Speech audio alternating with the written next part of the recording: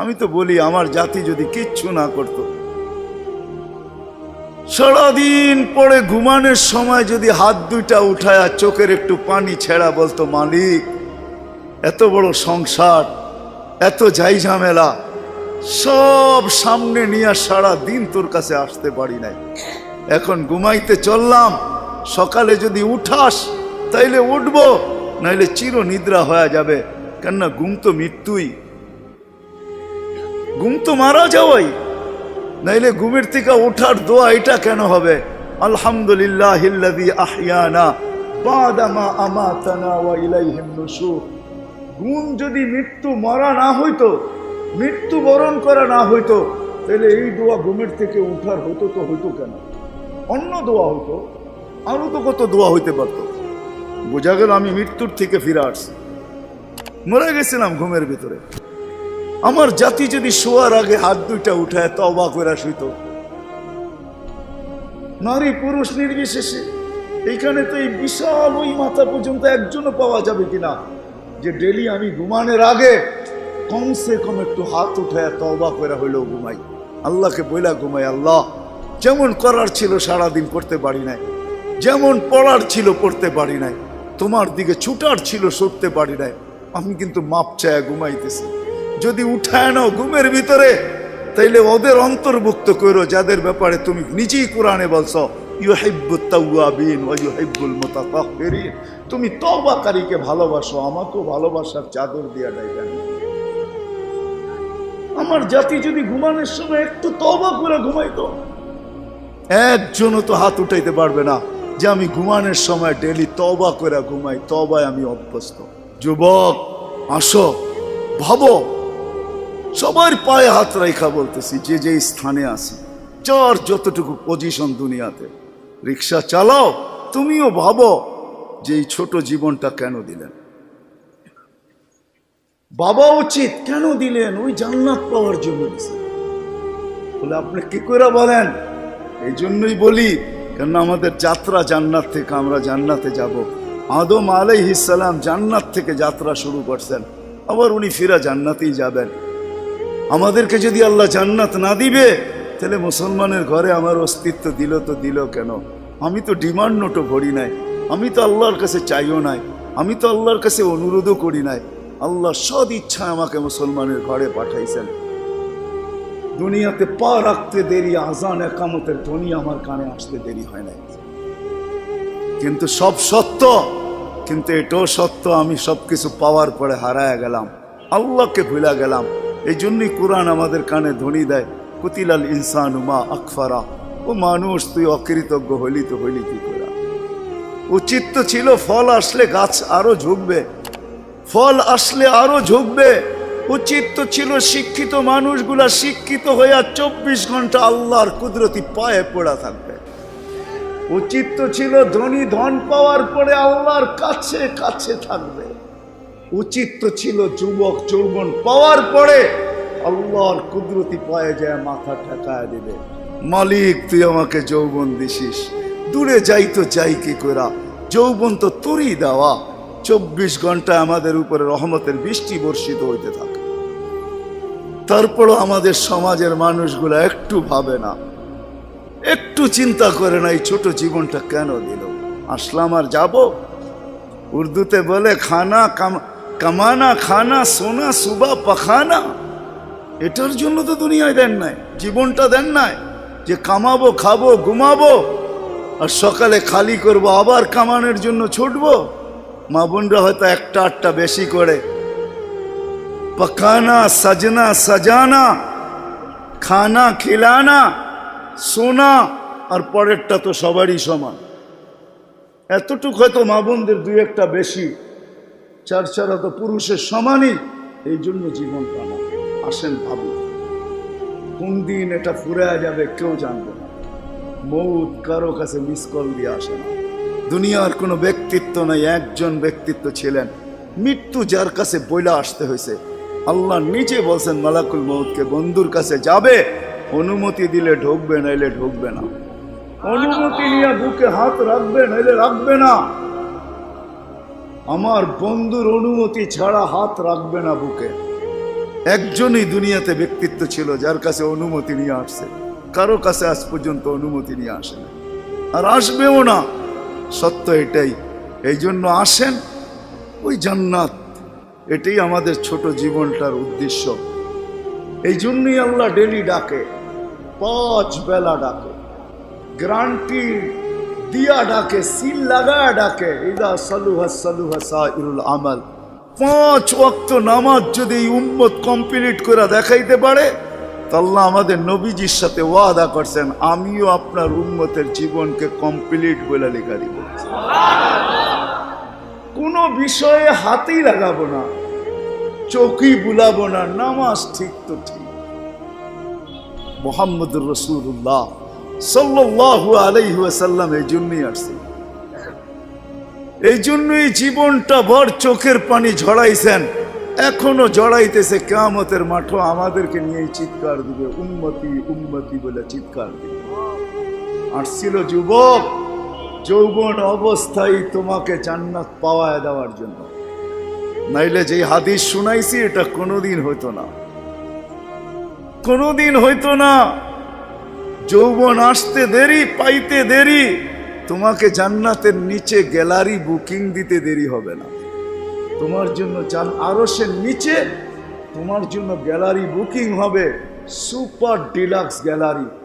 সাবাতু ইয়াদিল্লুহুমুল্লাহু তাহতা দিল্লি আরশি ইয়াউমা লা দিল্লা ইল্লা দিল্লু শাবুন নাশা ফি ইবাদাতিল্লাহ। ওই যুবক যে দুনিয়ার এই গান্দা জিনিসের থেকে 60-70 বছরের জন্য চোখ বন্ধ করে নিছে, কান বন্ধ করে নিছে, জবান বন্ধ করে নিয়ে দৌড় লাগাইছে, আল্লাহ বলে তোমাকে আরশের নিচের সুপার ডিলাক্স গ্যালারিতে জায়গা দিবে। কিয়ামতের দিন ওইখানে জায়গা দিবে। হ্যাঁ, ওইখানে শুধু খালি মুখে বসে থাকতে হবে না, সব থাকবে ওইখানে, সব খাইতে থাকবে, সব বুক করতে থাকবে। আমল নামা উঠতে উঠতে ডাইনাতে চলে আসবে, তোমার যাইতেও হবে না, উঠতে উঠতে ফেরেশতা নিয়ে আসবে হাতে, ডাইন হাতে। আজকে যেরকম ছক্কা মারলে তোমরা বাজার গরম করে ফেলো, মহল্লা গরম করে ফেলো, ঠিক না? আরে বোঝো তো আমার কথা, কার ছক্কা? ক্রিকেটে দেখো না মাঝে মাঝে তোমাদের পছন্দের প্লেয়ার যদি ছক্কা মারে বা টিম যদি ছক্কা মারে, তাহলে পুরো বাজার গরম করে ফেলো, ঠিক না? আমল নামা ডাইনাতে আসতে দেরি, আরশের নিচ গরম করতে দেরি করবে না। হ উমুকরা উ কিতাবিয়া বলে একটা চিৎকার দিবে, আরশ পর্যন্ত কাইপা উঠবে। আল্লাহ মুস্কি মুস্কি হাসবে যে দেখো কি চিৎকার দিতেছে। ডাইনাতে চলে আসবে, আম্মা মান উতিয়া কিতাবাহু বিয়ামিনি। ডাইনাতে আসতে দেরি, চিৎকার দিতে দেরি হবে না। হ্যাঁ, এটা চিৎকার, খুশির চিৎকার, উমুকরা ও কিতাবিয়া। আর শুধু এটাই না, ওইখানে যে নাস্তাও খাবে। বললাম না খাওন আছে, খাওন আরশের নিচে। জান্নাতের মাছের কলিজার কাবাব আর জান্নাতের রুটি খাওয়াবে। ফেরেশতারা আয়সা বলবে আল্লাহর ওলি দুপুরের খানা জান্নাতে খাইতে হবে। এইখানে বৈশা বৈশা একজন আরেকজনের দেখায় সময় কাটাইলে চলবে না। জিজ্ঞাসা করবে কি পাকাইছে আল্লাহ দুপুরে? জাবাহা লাকুম সাওরাল জান্নাত, জান্নাতের ষাঁড় জবাব। জিজ্ঞাসা করবে কোথার থেকে আনছে? আমাদের আমিন বাজার মিরপুর থেকে। কেনা রব্বা হাফি আকনাফিল জান্নাহ, জান্নাতের কোনায় কোনায় বিচরণ হয়ে বড় হয়েছে। জিজ্ঞাসা করবে কি গাছ খাওয়াইছে আল্লাহ? ফেরেশতারা বলবে হাশিশ আর জাফরান, পিওর জাফরানের গাছ খাওয়া বড় হয়েছে। বর্ণনা শোনার পরে মুখে পানি এসে পড়বে, উঠবে জান্নাতে যাওয়ার জন্য, উঠতে দেরি। নূরুহুম ইয়াসা, ওই দিন নামাজের মজা বুঝে আসবে, ওই দিন উজুর মজা বুঝে আসবে। যেইখানে উজুর ব্যবহার হয়েছে ওইখান থেকে নূর ফুটা বাহির হবে, যেই জায়গা নামাজে ব্যবহার হয়েছে ওখান থেকে নূর ফুটা বাহির হবে। দোজকের পাশে যাবে, দুনিয়ায় কি রংবাজ। দুজক যখন জিজ্ঞাসা করবে তোমরা কারা, তো সব রং বুড়াও রংবাজ হয়ে যাবে। রংবাজ বোঝেন তো? দুজকের পরিচয় দিবে, চিনো না বুঝি আমার ঘরে? হ্যাঁ চিনো না? নিজেকে পরিচয় দিবে ঘন্টা ভর, তারপরে দুজক বলবে মাপ চাই বাবা, জিজ্ঞাসা করেও বিপদে পড়ছে। তোমরা ধীর গতিতে পার হবে না, দ্রুত গতিতে পার হবে। কাইলা তাশউর, এমন না যে পদ্মা ব্রিজ নতুন দেখতে গেছো, গাড়িওয়ালা করে বলছে আস্তে আস্তে চালা, একটু দেখালোই, আবার কবে আইনা নাই, ঠিক না? ওটার ভিতরে লেখা আছে কিন্তু কত মাইল স্পিরিটে চালাইতে হবে, এর চেয়ে কম দাঁড়াইলে খবর আছে, সিসি ক্যামেরা লাগাইয়া দিছে। কিন্তু দুযোগও বলবে দীর্ঘতিতে যেও না, আগুন নিভা যাবে, তোমরা এরম দত্তিতে পার হবে যে খবরই না হয়, উঠবে আর ওই পারে যে ঠক করে লেগে যাবে। আর ফেরেশতারা প্রটোকল দেওয়ার জন্য দাঁড়ায় থাকবে। ওয়াসিকাল্লাযীনা তাকাউ রাব্বাহুম ইলাল জান্নাতি সুমারা হাত্তা ইযা জাউহা ফুতিহাত আবওয়াবুহা ওয়া ক্বালা লাহুম খাজানাতুহা সালাম। ফেরেশতারা প্রটোকল দিবে, বলবে চিরদিনের লেগে ঢোকো জান্নাতে। আমাদের নবীজি এটাও জানায়া দিয়েছেন এই উম্মতকে, শুধু আমাদের নবীজি আর এই উম্মতকে, যুবক তোমাদের জান্ডা কিন্তু হাসান হুসাইনের হাতে থাকবে। মজা অন্যরকম হবে। মা বোনদের জান্ডা ফাতেমা রাদিয়াল্লাহু তাআলা আনহার হাতে থাকবে। আমাদের বয়স্কদের জান্ডা আবু বকর আর ওমর রাদিয়াল্লাহু তাআলা আনহুমার হাতে থাকবে। আল্লাহর নবীজি আগে আগে থাকবে। ওয়াস্তাকবিলুনি উম্মতি রব্বি, আল্লাহ জান্নাতের গেটে আমাদেরকে স্বাগত জানাবে। কেমন হবে? সর্বশেষ যে জান্নাতে যাবে, সর্বশেষ, শেষ পড়ার কেউ যাবে না।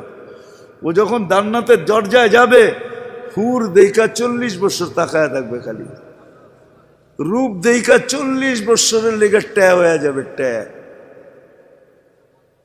40 বছর পরে হুর ওর গালের ভিতরে চিমটিকাইটা বলবে, খালি দেখবি আর কিছু কাহিনী নাই, আর কত দেখবি তুই আমারে, চল ভিতরে। ওই জান্নাতের জন্য ছোট জীবনটা দিছে। ওটার জন্যই যার কাছে যে যেই অবস্থানে, এই অবস্থানটা ওই জান্নাতের জন্য কাটাবে কিভাবে, এটার জন্য মুহাম্মাদুর রাসূলুল্লাহ সাল্লাল্লাহু আলাইহি ওয়াসাল্লাম। আমি তো বলি যুবক, হায় এই জীবনে তো কতবারই চুল কাটলা, ঠিক না? কাটো নাই চুল? হ্যাঁ, কমসে কম তো ঈদে কাটো, ঠিক না? আজ পর্যন্ত সেলুনে যে কোনোদিন বলছো যে আজকে তোদের যতগুলা ডিজাইন আছে এগুলা সরা? ও যদি বলে তোর মাথায় কি হলো, কয় না না সরা তুই এই ডিজাইন। আজকে আমি নিয়ত করে আসছি আমার চুল কাটবো আমার নবীর ডিজাইনে, আমাকে কাটা দিবি। একজন যুবক দেখুক, বলুক কসম খোদার যদি তুমি নবীর মহব্বতে একদিন চুলও কাটতে পারো, তাহলে আমি জানি তোমার যদি ঈমান নিয়ে মরতে পারো, একদিনের চুল কাটা তোমাকে জান্নাতে নিয়ে যাবে। নবীর আদর্শ আল্লাহর কাছে বড় প্রিয়। এই জন্য আসো, লম্বা করতে চাইতেছি না, আসো ছোট জীবনটা যে যেই ক্ষেত্রে আসি, যুবক যৌবনে, নারী নারীত্বে, পুরুষ পুরুষত্বে, ধনী ধনের ভিতরে, যে যে অবস্থানে আসি, পজিশনে আসি, এটা ওই জান্নাত নেওয়ার জন্য। নাইলে পস্তাইতে হবে, সওয়া যাবে না, এটাই সত্য। এক এক দুযোগীর এক একটা দাঁত হবে 10 কিলোমিটার চওড়া, উপরের মারিটা হবে 160 কিলোমিটার, বসতে জায়গা লাগবে 470 কিলোমিটার। ওই পাহাড় আমি 4 বার এই 2 চোখে দেখছি, ইয়ামানে জাবালে বায়দা, যেটার সমান এক একটা রান হবে। হায়, সইতে পারবে না। তোমাকে মুসলমানের ঘরে অস্তিত্ব দিছেন এই জন্য না, তোমাকে মুসলমানের ঘরে অস্তিত্ব দিছে যুবক এই জন্য যে তুমি যৌবন দিয়েই আল্লাহর কাছ থেকে জান্নাত নিয়ে নিবে। পরের সময়টা যেটা থাকবে ওটা শুধু বোনাস থাকবে।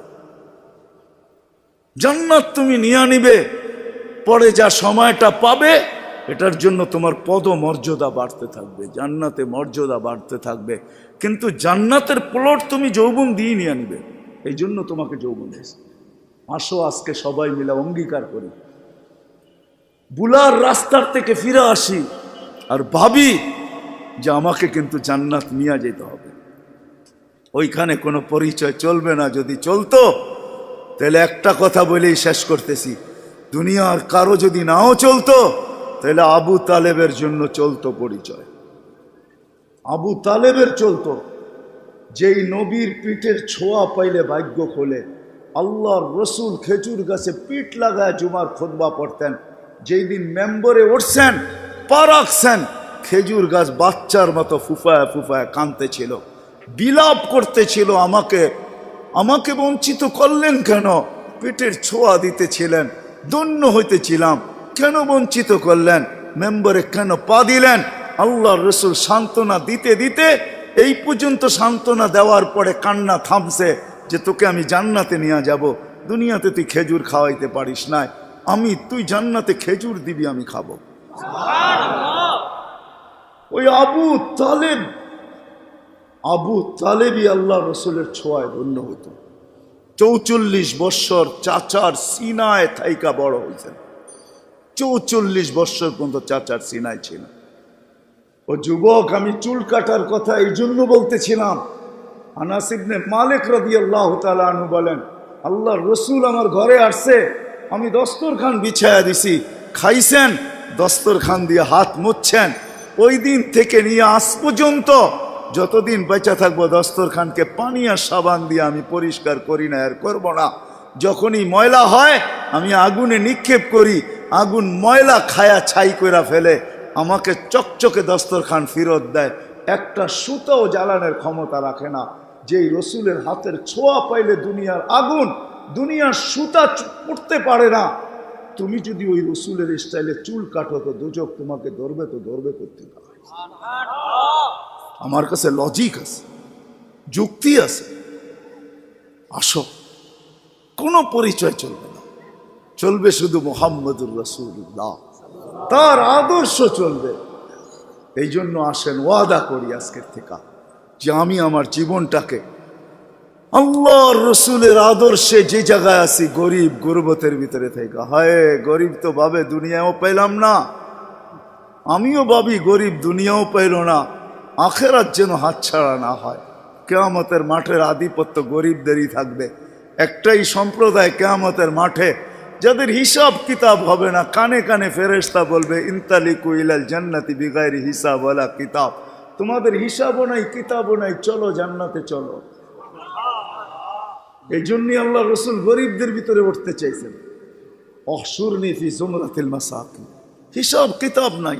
শুধু এইখানেই শেষ না, আল্লাহ বলবে তামাত্তাউ 500 আম হাত্তা ইয়াদখুলাল আগনিয়া, দুনিয়াওয়ালারা দুনিয়ায় ভোগ করছে 60-70 বৎসর, তোদেরকে দেখায় দেখায়, তোরা খাবি 500 বৎসর ওদেরকে দেখায় দেখায়। 500 বৎসর পরে ধনীদেরকে যেতে দিবে।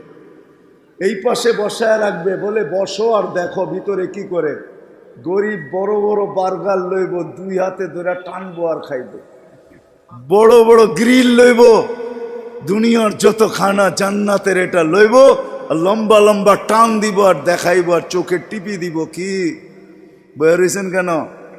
ঠিক না?